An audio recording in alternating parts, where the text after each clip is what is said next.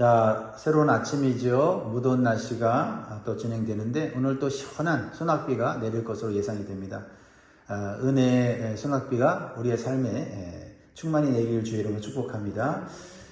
오늘 고린도전서 6장 12절에서 20절 말씀으로 하나님 말씀 나눌 때 교훈을 담은 기도 제목 같이 한번 따라 하십니다. 내 몸이 주님의 것임을 알게 하시고 올바로 관리하고 사용하게 하소서. 아멘. 우리는 살아가면서 몸의 중요성을 너무 늦게 깨닫는 경우가 많습니다. 젊은 때는 무리해도 괜찮을 것 같고 마음대로 살아도 문제가 없을 것처럼 생각이 듭니다. 그런데 시간이 지나 몸이 무너지기 시작하면은 그때서야 깨닫습니다. 몸이 무너지면 삶 전체가 흔들리는구나. 요즘 시대는 두 가지 극단으로 갑니다. 어떤 사람은 자기 몸을 욕망의 도구로 사용합니다. 반대로 어떤 사람은 자기 몸을 너무 귀하게 여겨서 몸 자체를 우상 숭배하듯이 관리하고 사용하는 사람들도 있습니다. 하지만 성경은 둘 다 아니라고 말합니다. 몸은 함부로 버릴 것도 아니고 하나님보다 높일 것도 아닙니다. 성경은 우리의 몸을 매우 귀하게 말합니다. 왜냐하면 성도의 몸은 단순한 육체가 아니라 그리스도의 지체이며 성령이 거하시는 성전이며 예수님의 피값으로 산 몸이기 때문에 그렇습니다. 그래서 오늘 본문은 우리에게 묻습니다. 너는 내 몸을 어떻게 사용하고 있느냐? 너의 몸은 누구의 것인가? 너의 몸을 통해 하나님의 영광이 나타나고 있는가? 라는 새로운 질문을 우리는 해야 합니다. 오늘 말씀을 통해 왜 성도의 몸을 소중하게 관리해야 하는지 그리고 어떤 자세로 살아가야 되는지를 한번 살펴보겠습니다. 첫 번째 주시는 교훈은요. 성도의 몸은 욕망의 도구가 아니라 주님을 위한 것입니다. 바울은 고린도 교회의 잘못된 생각을 지적합니다. 그래서 12절 이렇게 말하죠. 모든 것이 내게 가하나 다 유익한 것이 아니요 모든 것이 내게 가하나 내가 무엇에든지 얽매이지 아니하리라.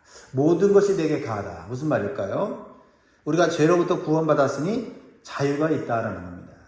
또 율법으로부터 자유를 얻게 되어 율법이 그동안 얽매이게 했던 것을 우리는 얽매이지 않고 자유롭게 선택할 수 있다라는 의미입니다.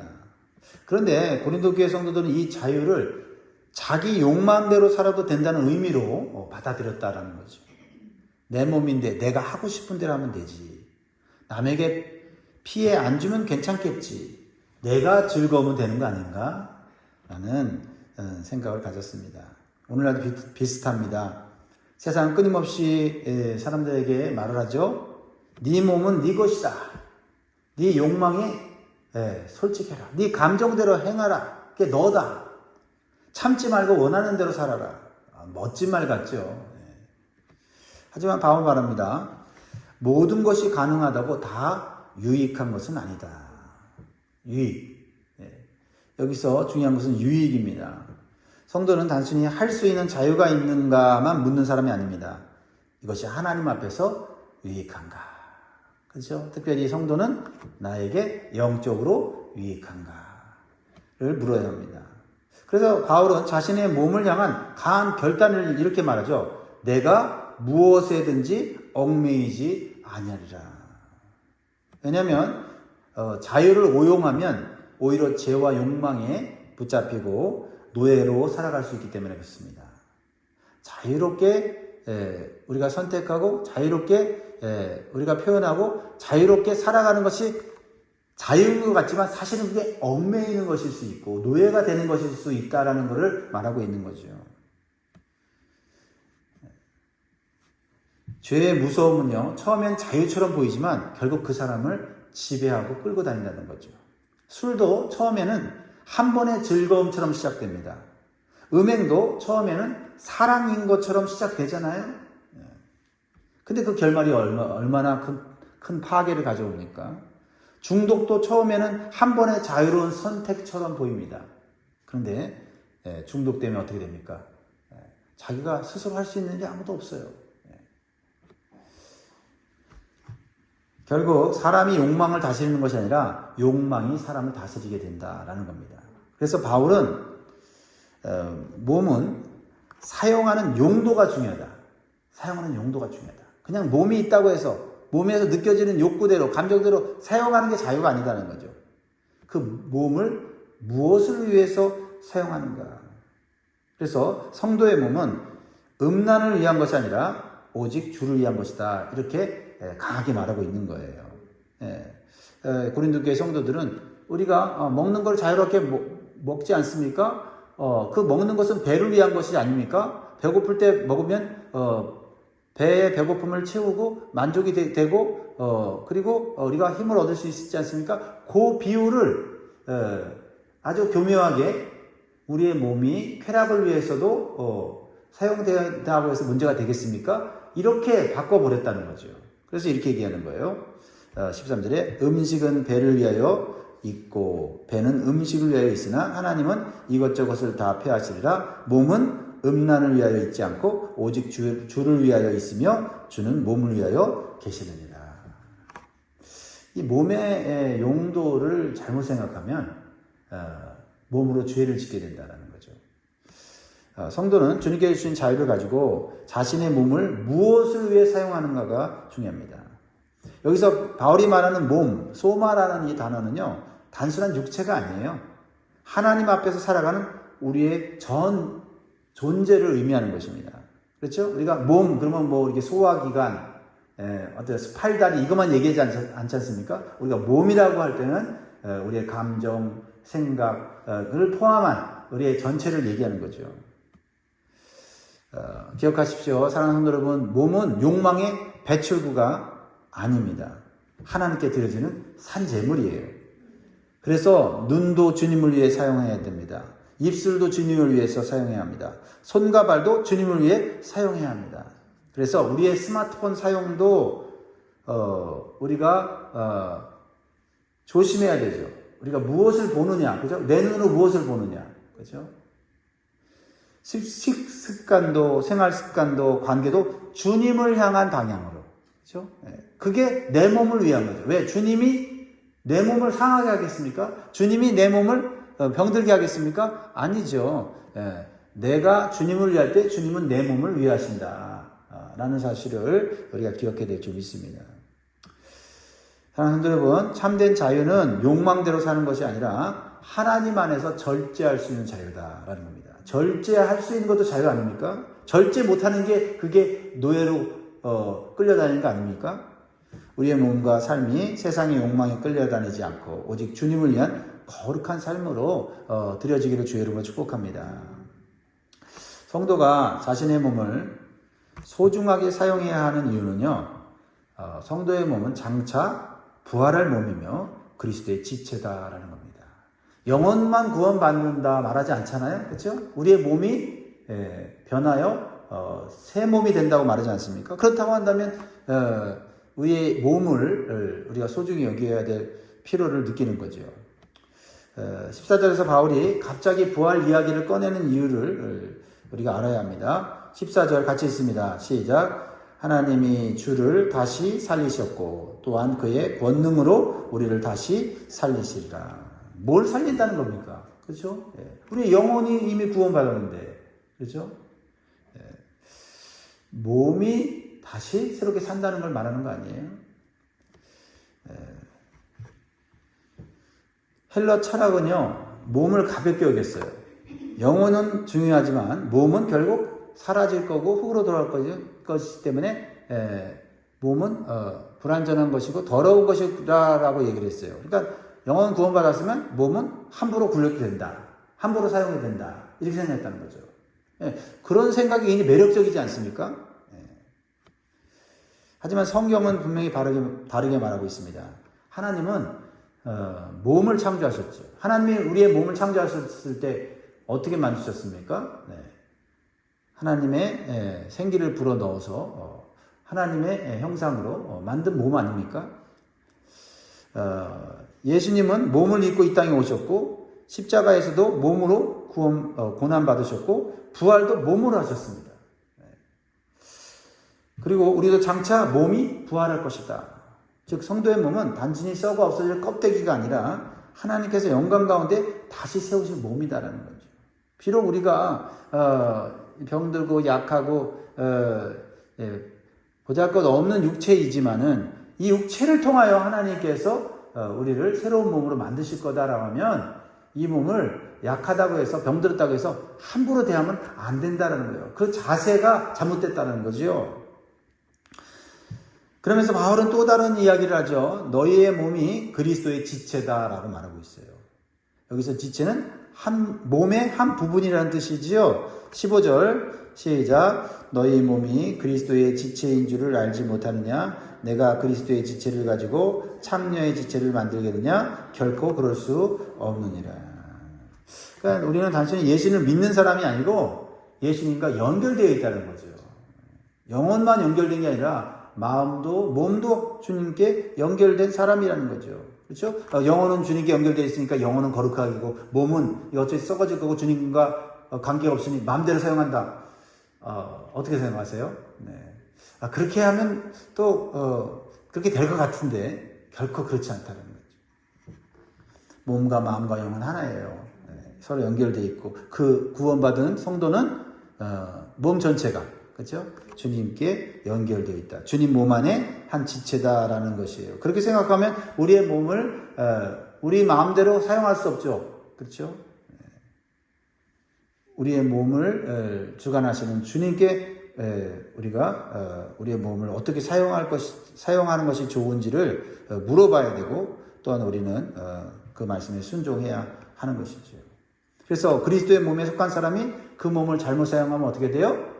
하나님의 영광을 가리우게 되고 예수님의 이름을 더럽히는 일이 생기는 거지요. 왜? 우리가 주님의 몸의 일부분이니까요. 그게 교회가 아닙니까? 오늘날 사람들은 몸을 너무 가볍게 다룹니다. 몸도 소비의 대상처럼 여기죠. 순결도 시대에 뒤떨어진 가치처럼 생각을 합니다.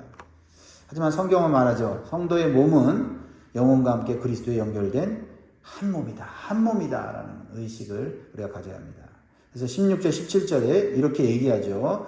창녀와 합하는 자는 그와 한 몸인 줄을 알지 못하느냐 이랬을 때 그 둘이 한 육체가 된다 하셨으니 주와 합하는 자는 한 영이니라. 우리는 주님과 하나가 되었다. 연합되었다라는 의식을 가져야 합니다.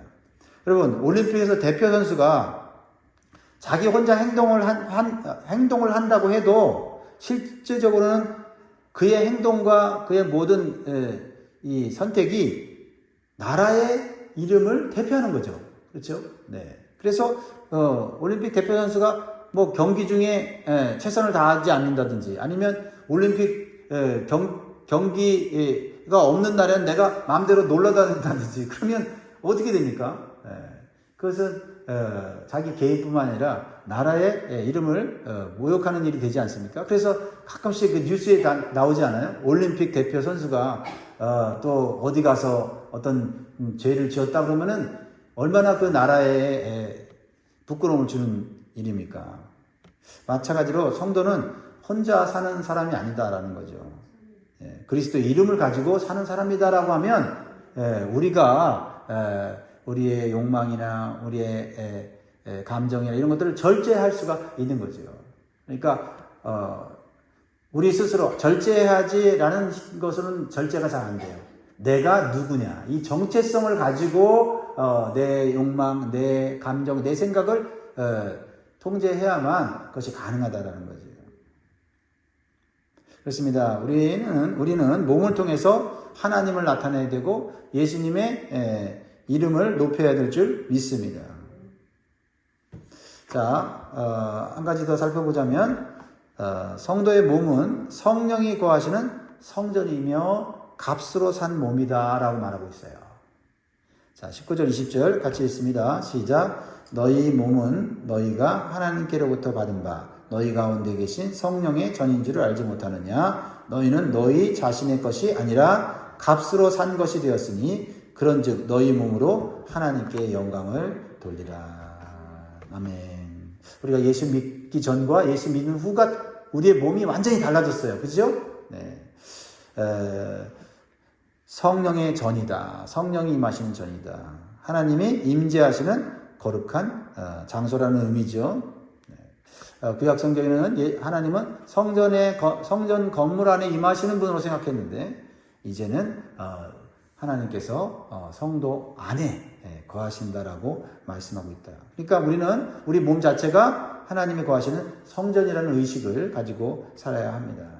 그러면서 바울은 성도의 정체성을 이렇게 말하죠. 너희는 너희의 자신 것이 아니다. 너희 것이 아니다라는 거예요. 그렇죠? 예수님 믿기 전은 내 몸이 내 것이라고 생각하고 마음대로 사용했는데 예수님 믿고 나니까 뭐예요? 나는 내 것이 아니에요. 그래서 나는 예수 안에서 죽었어요. 예수 생명이 내 안에 들어왔어요. 그 생명은 거저 주어진 것이지만 사실은 값을 치른 거예요. 누가 값을 치렀어요? 예수 그리스도께서 값으로 우리를 사셨다. 죽을 우리를 사셨다. 죄에 노예된 마귀의 종된 우리를 사셨다. 그 예수님의 피값이에요. 피값입니다. 이 대단한 값을 치른 겁니다. 십자가의 생명값이에요. 그래서 우리는 싸게 구원받은 존재가 아닙니다. 하나님의 아들의 생명으로 사신 소중한 존재다. 그러므로 우리의 몸은 내 욕망대로 함부로 사용할 수가 없다라는 거죠. 저 생각이 달라지지 않습니까? 우리가 세상이 말하는 대로 네 몸은 네 거야. 네 감정에 충실해. 네 욕망대로 네가 한번 펼쳐봐. 그게 예수 믿은 후에 그게 가능한 일이 아니라는 거예요. 그렇죠? 그리고 세상 사람들이 말하는 것처럼 자신의 몸이 자신 것도 아니에요. 자신 거면은 자기가 스스로 통제하고 자신의 생명도 자기가 조절해야죠. 그렇죠? 그렇게 하지 못하잖아요. 그렇게 못하면서 자유라고 말하는 거는 말이 안 되는 거죠. 그래서 성도의 몸을 관리하는 거는요, 단순한 건강 관리가 아닙니다. 건강 관리 해야죠. 근데 건강 관리만이 아니라 성도의 몸을 관리하는 것은 영적 책임이다. 그렇죠?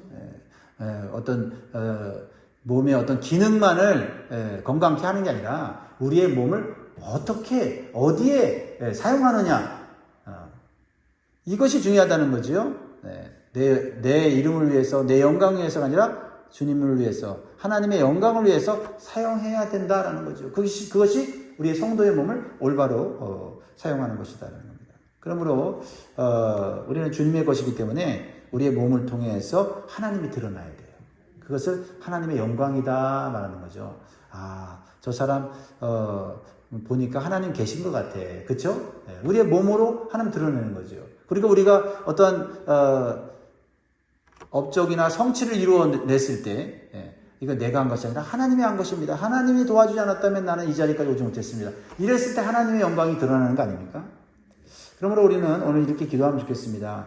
주님, 내 몸을 거룩하게 사용하게 하옵소서.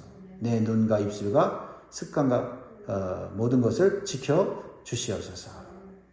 내 몸으로 하나님께 영광 돌리게 하옵소서. 사랑하는 성도 여러분, 이 세상 속에서 우리의 몸과 삶이 거룩한 산재물이 되어서 예수 그리스도께서 재림하시는 날 영광스러운 몸으로 부활하여 주님과 함께 영원한 기쁨과 평강을 누릴 수 있기를 주의 이름으로 축원드립니다. 기도하겠습니다.